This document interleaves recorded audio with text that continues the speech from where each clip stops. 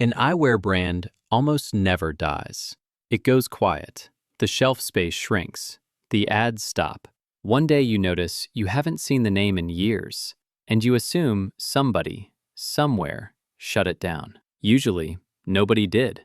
The name is still sitting in a filing cabinet, a trademark, an asset on somebody's balance sheet, waiting. 4 brands you probably think are finished are being manufactured and sold right now. One of them was rescued from a fire sale weeks before it would have vanished inside the largest eyewear company on Earth. Another was on Apollo 11, and there's a fifth. It arrived at the same conglomerate, in the same deal, on the same day as one of those 4. That one never came back. Same owner, same moment, opposite outcome. So what actually decides it?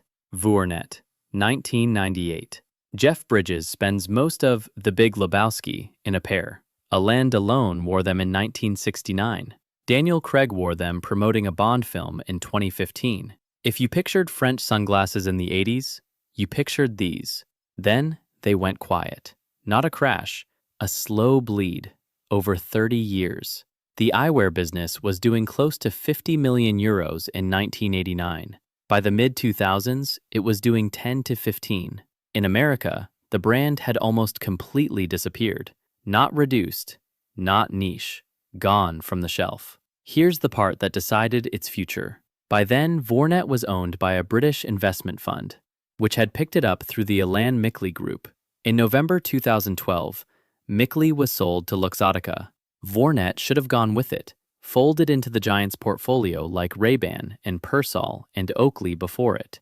The fund carved it out, deliberately, kept the brand, sold the rest. For the next decade, Vuarnet sat there, a company the French press started calling a sleeping beauty, 10 million euros in sales, down from over 100 at its peak. Then, in 2023, LVMH's eyewear arm bought it. Not a license, an outright purchase. The first brand Thelios has ever owned rather than manufactured for. Vuarnet now sits in the same building as the frames for Dior, Fendi, Celine, and Givenchy, and it still grinds its own mineral glass lenses at a factory near Paris the French government has certified as a living heritage site. A brand that spent a decade asleep is now the only one in that portfolio LVMH actually owns.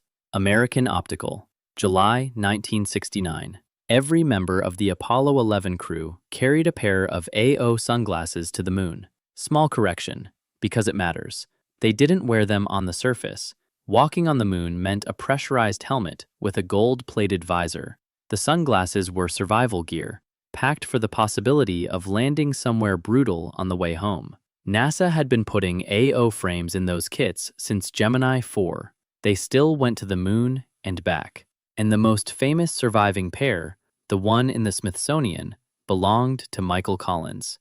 Collins never landed. He stayed in orbit while the other 2 went down. The most famous moon sunglasses in existence belong to the one man who didn't walk on it. Same company made JFK's favorite frame. Then American Optical, founded 1833, the oldest optical company in the country, faded into the background of an industry it helped invent. In 2019, the eyewear rights were bought by a Chicago area company. The frames came back in 2020, hand-built in a factory in Illinois.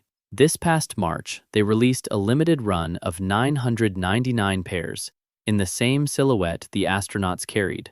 You can buy the Apollo frame today. It never actually stopped existing. Serengeti, 1984. Corning, the glass company, looks at the sunglasses division it launched 2 years earlier, sees the losses, and decides to shut it down. One executive argues them out of it. That's the whole story. Not a market shift, not a breakthrough. A man named Zaki Mustafa persuaded senior management to give it more time. Sales went from $5 million in 1985 to $62 million by 1992. 52 employees. Since then, it's been sold 4 times. Bought out of Corning in 1997, taken over in a cash tender offer in 2000, swept up in a larger acquisition in 2013, and it now belongs to Bollé Brands. Still on shelves, still selling photochromic driving lenses. But something did die, And this is where the story gets less comfortable. The vermilion lens, the specific Corning-made glass the brand was built on, was discontinued a few years after the sale. Too expensive, too complicated to produce. The brand survived. The thing that made it worth surviving didn't. Revo, 1985. A NASA astrophysicist named Mitch Ruta is working on satellite optics and asks an obvious question nobody had asked. The coatings that stop space radiation from wrecking a satellite's porthole, what would those do on a human face? He built sunglasses out of them. Revo became the polarized lens brand of the late 80s. Then it got absorbed. It was part of Bausch & Lomb's Eyewear division when Luxottica bought that entire division in 1999 for $640 million. And it spent the next 14 years inside the giant, shuffled under Oakley. In 2013, Luxottica sold it off for about $20 million in cash. It eventually made its way back to independence, bought by the company that had been licensed to manufacture it. Alive, still selling NASA-derived lenses, still trading on a story from 1985. So, 4 brands, 4 rescues. It's tempting to read that as an industry that protects its history. Now the 5th one. Killer Loop started in the 1980s as a windsurfing brand. The name comes from a maneuver, a specific trick that a champion named Cesare Contagali first landed in Hawaii. Bausch & Lomb distributed it for 7 years, then bought the whole business outright from Benetton in 1997. 2 years later, Luxottica bought Bausch & Lomb's Eyewear division. Look at what was in that one transaction. Ray-Ban, Vuarnet, Revo, and Killer Loop. 4 brands, 1 contract, 1 signature, the same afternoon. Ray-Ban became the biggest sunglasses brand in the world. Revo got sold on and revived.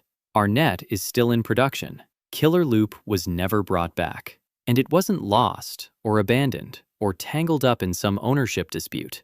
Luxottica still holds the trademark. It has sat on it for more than 25 years. Every year, somebody could revive it. Every year, somebody decides not to. That's the answer to the question from the beginning. Whether a dead brand comes back has nothing to do with how good it was, how loved it was, or how much history it carries. Vuarnet was in 3 famous films. Killer Loop was named after a trick a world champion invented. Both went quiet. One is now owned by the largest luxury group on Earth. The other is a line item. The difference was never nostalgia. It's whether someone with capital ran the numbers and decided the name was worth more switched on than switched off. That's why these brands don't die. Dying implies something ended. Nothing ended. The trademark renews.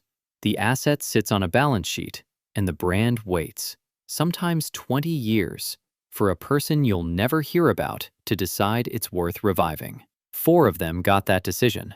Somewhere in a filing cabinet in Milan, a windsurfing brand from 1985 is still waiting for its turn.